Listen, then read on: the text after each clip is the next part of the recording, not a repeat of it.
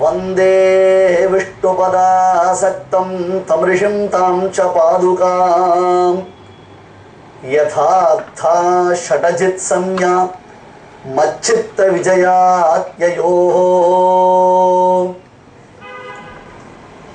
வடதேசத்தில் பகவான் அவதாரம் செய்திருந்த திவ்ய கஷேத்திரங்களை எல்லாம் சேவிக்க வேண்டும் என்று பேராவல் கொண்டு ஆங்காங்கு திவ்யதேசங்களிலும் புண்ணிய நதிகளிலும் அதனுடைய வைபவங்களை அனுபவித்துக் கொண்டிருந்ததான மதுரகவி ஆழ்வார் தென் திசையில் திவ்யமான ஒரு தேஜஸ், ஒரு ஒளிப்பிழம்பு தோன்றியதை பார்த்து இங்கு என்ன விசேஷம் அதை அறிவதற்காக ஆவல் கொண்டு வடக்கே சென்றவர் அங்கிருந்து புறப்பட்டு தென் திசையை நோக்கி வர ஆரம்பித்தார். போவான் போகின்றானை போகாமல் காத்து என்று பாடுகிறார்களே, அதனுடைய அர்த்தம் போன்று.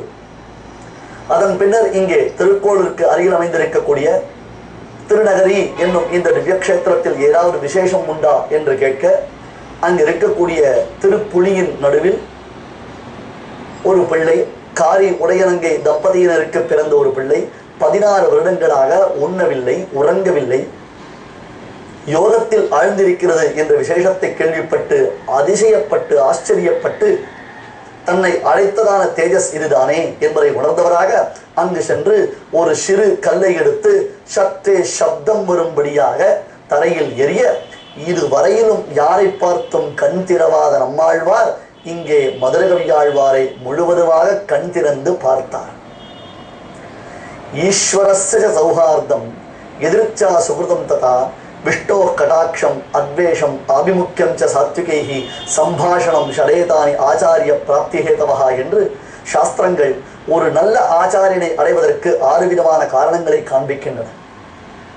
எம்பெருமானிடத்தில் நமக்கு இருக்கக்கூடிய பிரேம விசேஷம், யாதృచ్ఛிகமாய் நாம் செய்யக்கூடிய, எதிர்பாராமல் நாம் செய்யக்கூடிய புண்ணிய கர்மாக்கள், விஷ்ணுவனுடைய கடாட்சம், நம்மீது அவனுடைய கடாட்சம், அடுத்தது அவனிடத்தில் அவன் அடியார்களுடன் சேர்ந்திருப்பது, அந்த அடியார்களிடத்தில் எப்பொழுதும் நாம் பழகுவது, அதற்கு விரோதமான காரியங்களில் ஈடுபடாமல் இருப்பது, இவை 6ம் ஒன்றாக சேர்ந்து ஒரு சதாச்சாரனை நாம் அடைவதற்கு காரணங்களாய் அமைந்திருக்கின்றன என்று சாஸ்திரங்கள் கூறுகின்றனவே. அதுபோன்று தான் மதுரகவி ஆழ்வார் தனக்கு இவர்தான் ஆச்சாரியன் என்று நிச்சயித்தார். கீழ் உபன்யாசத்தில் ஒரு விஷயத்தை சொன்னதை மறுபடியும் நினைவுறுத்துகிறேன். என்ன என்றால், இதுவரையிலும் அந்த சப்தத்தை கேட்டு கண்டிருந்தாரோ, இவருக்கு காது கேட்குமா கேட்காரா என்று எல்லோரும் ஆச்சரியப்பட்ட பொழுதெல்லாம் இவர் தன்னை சுற்றி என்ன நடக்கிறது என்னும் பிரக்ஞையே இல்லாதவராய் இருந்தாரே. எத்தனை மேலதாளங்கள், எத்தனை வானவேடிக்கைகள், எவ்வளவு ஊர் மக்கள் ஒன்று திரண்டு உத்கோஷித்திருந்தால் கூட அந்த சப்தங்கள் எதையும் காதில் வாங்காமலேயே சுவாமி நம்மாழ்வார் இருந்திருந்தாரே. யோசித்து பாருங்கள். அப்படி இருந்த சமயத்தில் இப்பொழுது ஒரு சிறு கல், அந்த சிறு கல்லை எடுத்து போட்டவுடன் அந்த சப்தத்தில் கண் திறந்தால் என்றால் இங்கே தனக்காக ஒரு சிஷ்யர் வந்திருக்கிறார், அந்த சிஷ்யனுக்கு தான் உபதேசம் செய்ய வேண்டும்.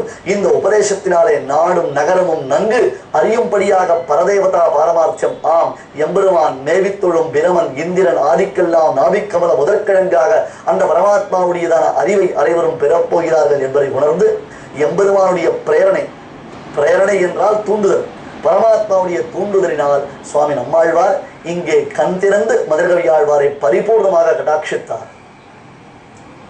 குருவினுடைய ஒரு பார்வைக்கு முன்பாக முக்கண்ணனான பரமேஸ்வருடைய பார்வையோ, அல்லது என் கண்ணனான பிரம்மதேவருடைய பார்வையோ, அல்லது சகசிராட்சனான எம்பெருமானுடைய பார்வையோ இன்வேலிட், அதனுடைய பிரயோஜனம் இல்லை. இந்த கடாட்சம் போரும். மதுரகவி ஆழ்வார் அவருடைய திருவடியில் விழுந்து வணங்கினார்.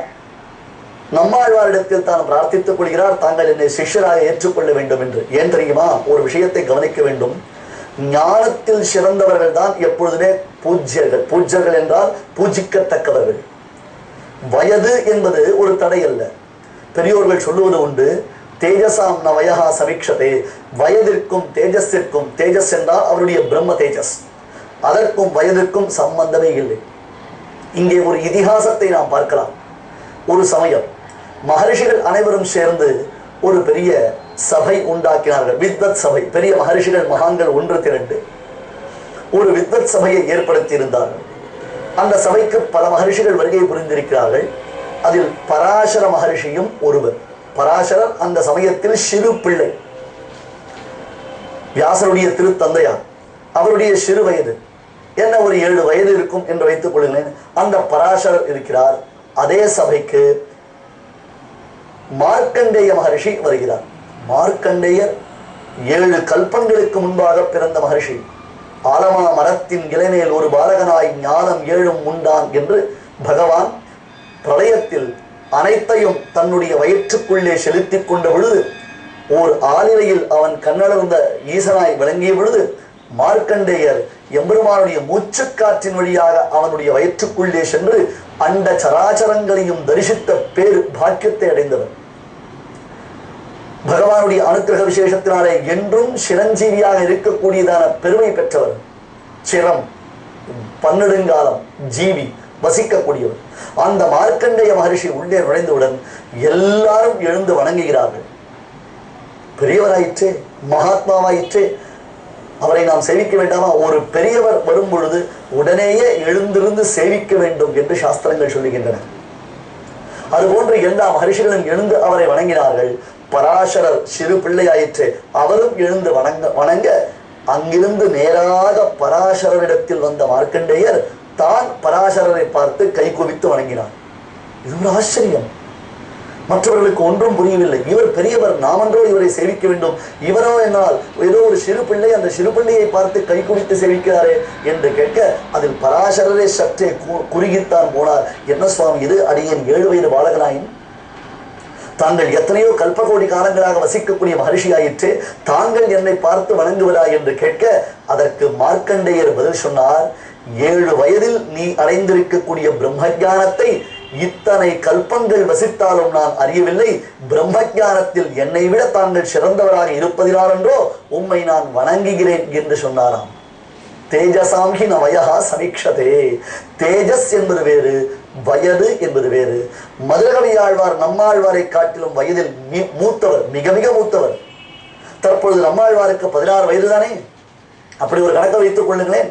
மதுரகவி ஆழ்வார் அதற்கு முன்பாக பிறந்து நன்கு வேதத்தை பரிபூர்ணமாக அத்தியனம் செய்து அதன் பின்னர் வடதேசத்தில் பெருமாளை எல்லாம் சேவித்து வர வேண்டும் என்று தானே யாத்திரை கிளம்பி சென்றிருக்கிறார். அப்படியானால் நம்மாழ்வாரை விட மதுரகவி ஆழ்வார் எத்தனை வயது மூத்தவராக இருந்திருக்க வேண்டும்? யோசித்து பாருங்கள். அந்த மூத்தவர் இங்கே நம்மாழ்வாரை பார்த்தவுடன் தான் வணங்குகிறார். இவர்தான் எனக்கு ஆச்சாரியர், இவர் அத்தியனம் செய்தவர், அவரோ அத்தியனம் செய்யும் குலத்தில் பிறக்காதவர், குலந்தாந்து சாதிகள் நாளிலும் கீழிருந்து என்று நம்மாழ்வார் கூறுவார். அப்படி இருந்தால் கூட அவர் இவரை வணங்குகிறாரே. ஆம், அதுதான் பிரம்மஞானத்தின் மேன்மை.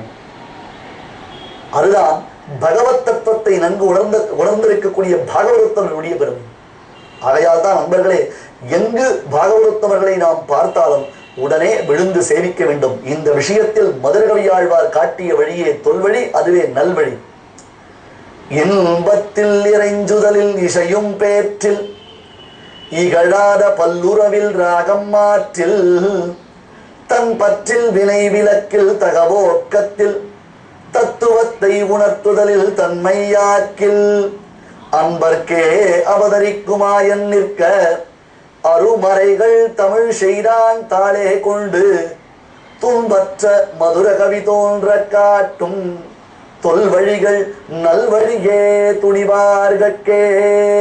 தொல்வழியே நல்வழிகள் துணிவார்கட்கே.